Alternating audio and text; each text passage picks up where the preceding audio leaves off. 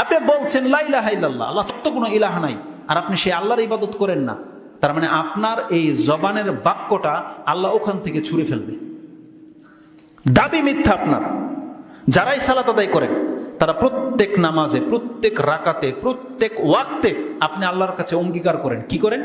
ইয়্যাকা না'বুদু ওয়া ইয়্যাকা নাস্তাইন। আপনি এখানে বলে যাচ্ছেন আল্লাহর কাছে, আল্লাহ তোমার ইবাদত করি।